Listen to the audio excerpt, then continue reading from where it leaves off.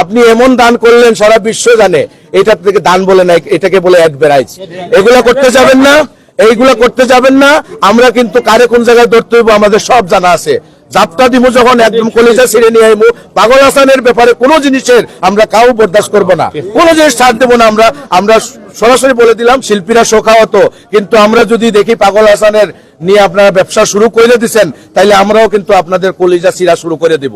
আমরাও কিন্তু আপনাদের আমরা একদম নির্মূল করে ছেড়ে দিব আপনাদের, কারণ আপনারা হলেন আমাদের বাঙালি সংস্কৃতির দুশ্মন। বাঙালি সংস্কৃতিকে আপনারা ধ্বংস করতে চান।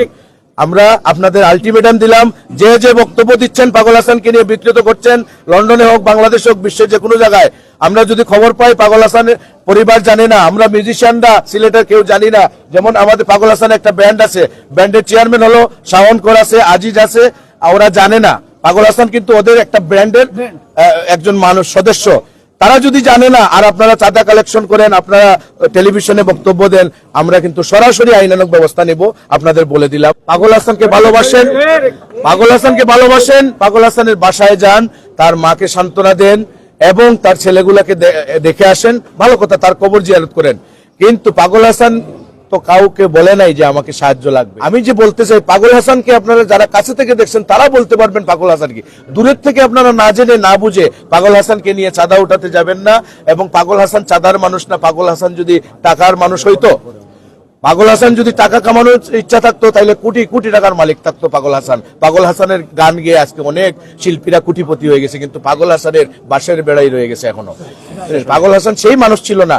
আমি অনুরোধ করব এবং আমি অনুরোধ করতেছি শিল্পী হিসাবে, এবং আমি আবার নিষেধাজ্ঞাও দিচ্ছি, জোরালো বা জোর গলায় বলতেছি, ঢাকা হোক, বাংলাদেশের বাইরে হোক এবং বাংলাদেশের ভিতরে হোক, পাগল হাসানকে নিয়ে যদি বিকৃত কিছু করার চেষ্টা করেন, কারণ আপনারা দেখেছেন পাগল হাসানের যা যায় কত লোক হয়েছে, পাগল হাসান কি ভালোবাসা ফুটিয়েছে, তা যদি আপনারা নষ্ট করতে চান তাহলে আমরা সিলেটের মিউজিশিয়ান এবং সিলেটের মিউজিক অঙ্গনের, সঙ্গীত অঙ্গনের আমরা কেউ এটা আমরা মানব না।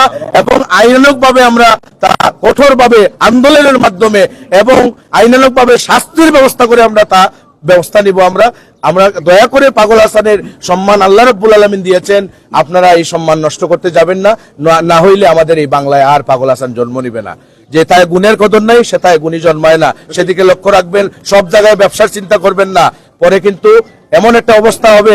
আমরা কিন্তু মিউজিশিয়ানরা এখনো নীরব, এখনো সিলেটের মিউজিশিয়ানরা আমরা শোকাহত। পাগল হাসানের জন্য, পাগল হাসানের সাথে আরো দুইজন ইন্তেকাল করেছেন, ওদের পরিবারের জন্য, পাগল হাসানের দুইটা সন্তান আছে, ওদের জন্য দোয়া করবেন। পাগল হাসানের আম্মা শুধু দোয়া চাচ্ছেন।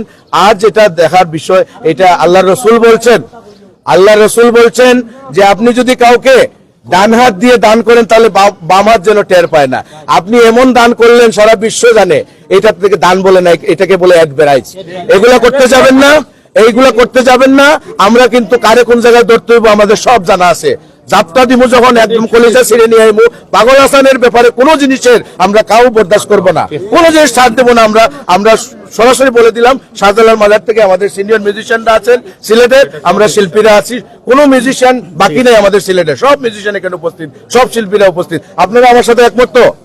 বিষয়টা হলো পাগল হাসান যাই ওনার গানের পারপাসে, লেখার পারপাসে যাই উনি সম্মানই পেয়েছে, উনি কিন্তু বাড়িতে নিয়ে যায় নাই। পাগল হাসান তার সর্বস্ব মানুষকে বিলিয়ে দিয়ে দিছে।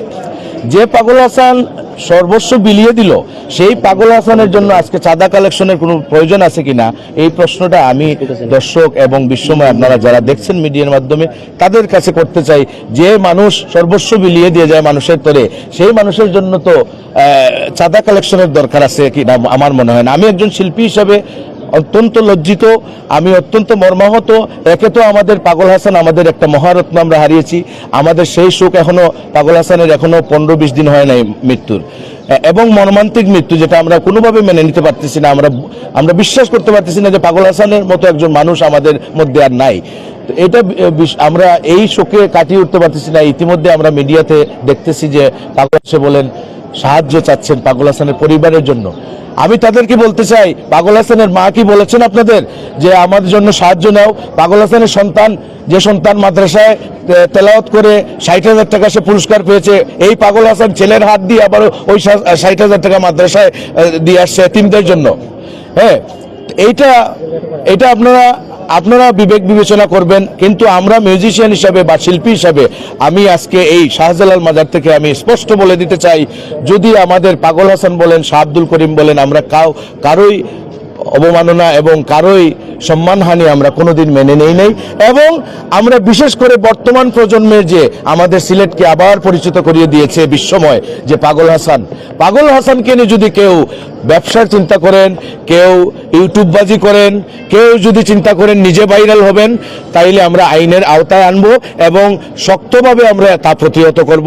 বর্তমানে হাসানরে লইয়া মাতার মতো মানে আমার মতো, আমি একজন মানে ক্ষুদ্র মানুষ, আমার আসলে হাসানরে লইয়া মাতার মতো আমার তখন ওই যোগ্যতা হয়েছে না। আমি প্রথমে কইরাম তার লগের কিছু স্মৃতি আছিল, মানে খুব আমি ওই যে জিনিসটা দাদাই কইলা বা সোহেল ভাই কইলা যে কিছু মানুষে এখন হাসানোর নাম ভাঙ্গিয়া দান কররা বা দেখাইরা মানে লোক খালি গীতিকার সুরকার শিল্পী আছিল, হাসানের ফিলোসফার আছিল, একজন দার্শনিক আছিল। হে বহুত মানুষের বহুত জিনিস বুঝি লিত আগের থেকে। আমরা স্টেজ আমরা দাঁড়াই রয়েছি, ইন দ্য মিন টাইম হাসানের কাছে একটা ফোন আইছে ভাই আমার আম্মার শরীরের অবস্থা খুব বেশি খারাপ, আমার আম্মারে ডাক্তারে টেস্ট দিছে, ঔষধ দিছে, আমার কাছে ভাই টাকা নাই, ভাই আমার একটু সাহায্য করুক, আমার আম্মার চিকিৎসার লাগে। হাসানে পেমেন্ট পাইছে, আমি কইতাম সেটা না কত টাকা পেমেন্ট পাইছে, আমার সামনে পেমেন্টটা পাইছে। জিজ্ঞাসা তোর আম্মার কত টাকা লাগবো টেস্টে ঔষধে, তখন বিচারা উঠে কইছে কত টাকা লাগবো। ভাই বিশ্বাস করুক হে কইছে তোর বিকাশ নাম্বার কোনটা, বলে ভাই একটা। হে কোনো কিছু চিন্তা করছে না, আমি নিজের সামনে দাঁড়াইল ভাই টোটাল টাকাটা পাঠাইছে, যে টাকা পেমেন্ট পাইছে টোটাল টাকাটা পাঠাইছে। আমি তার লোকের আগারাগে করছি যে তুই অত কষ্ট করলে, আমরা অত কষ্ট করলাম, তুই কাজটা কিতা করলে, তুই কেন তার টাকাটা পাঠাইলে। ক দাদা আমরা আজকে একটা শো করছি, টাকা পাইছি, কালকে ওটা শো করুন টাকা পাই, মুই ফাটা টাকা পাইতো না। হেও টাকাটা পাইছে, তার আম্মার আস্তা বছরের চিকিৎসা হয়ে যাব, তার আম্মার টেস্ট হয়ে যাব, ঔষধ হয়ে যাব। তো হাসানও মানুষ আছিল, আপনারা গিয়া কইরা হাসানরে 50,000 দিলেই বা দিয়া গেছে ভাই, হাসানে কোনো সময় আনছে না। মিউজিক অঙ্গনে একমাত্র আমি বন্ধু আমিও আসলাম, যে আর শফিক একটা আছে, আমরা ও দুই বন্ধু আসলাম, যে হে সবসময় বন্ধু দাবি করি বন্ধু কইতো, আর তো বন্ধু বান্ধব আসেন, কিন্তু বেস্ট বন্ধু ছিলেন, একদম সব বিষয়ে শেয়ার করতাম তার লগে। মরার আগের দিনও আমি তার লগে বইয়া ভাত খাইছি, কারণ তার মনে হয় দিলে ডাক দিলে সে যাইব কি আমার এটা কে নিয়ে দাওয়াত দিন ইয়া ভাত খাইছে, খাইয়া আইছি, আমরা তো জানি না যে মারা যাইব।